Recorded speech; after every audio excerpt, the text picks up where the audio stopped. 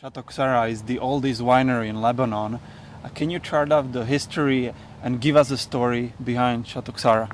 The Jesuits in 1857, 153 years ago, discovered in the Bekaa Valley an ideal place for growing grapes and producing wine. And then they started to produce wine in Ksara. It was a very shy production, le vin de messe, this wine used for the Holy Communion. And then the Jesuits, with time, started to import from France and from North Africa noble grapes, and the production increased slowly and surely year after year. They could, during the Ottoman time, develop very well the production, and there has been an incident at the end of the 19th century. Some Jesuits have been killed in the Bekaa Valley, and they were from French nationality. At that time, the Ottomans didn't want to have problems with the French, and they gave to France as a compensation for the deaths of these priests, Tanail, which is a very beautiful landscape, a very beautiful land at 3 kilometers from here, 600,000 square kilometers.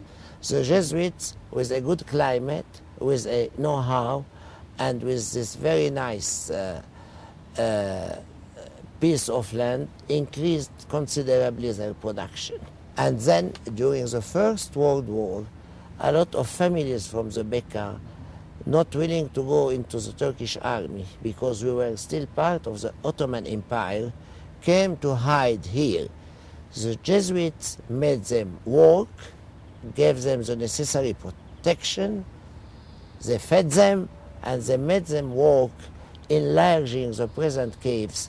These caves are the biggest assets, in my opinion, for Ksara. They are unique, and they are 2 kilometer lengths. These caves have a constant humidity and a constant temperature, and were used for storing the wine. At a time there was no air conditioning. Then there were very important places to store the wine. Then the knowledge in production, then the excellent storing conditions, then the land which has been given to the Jesuits by the Ottomans as a compensation for the death of these priests. All these factors together brought the Jesuits to develop extremely well, in a very healthy way, the wine production in the area, and they have been pioneers in this respect.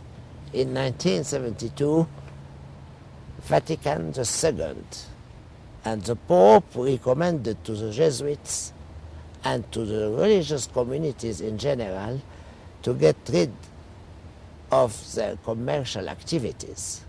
At that time, the Jesuits judged that producing wine is no more le vin de messe, the wine for the Holy Communion.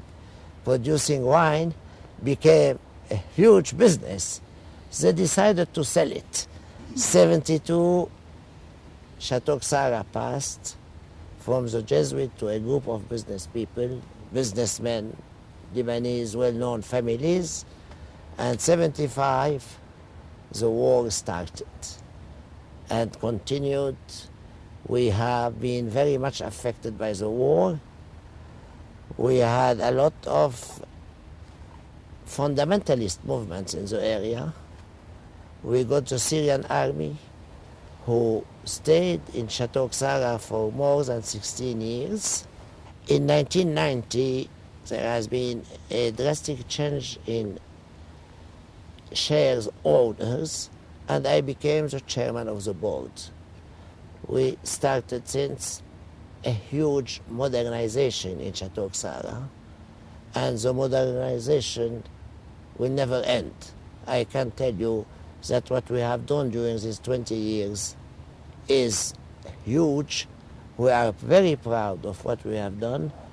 Today, our position as leaders is confirmed in Lebanon. We produce 2,700,000 bottles of wine, 75% red, 25% white, some rosé of course, and we are the oldest and the biggest producer of wine in Lebanon.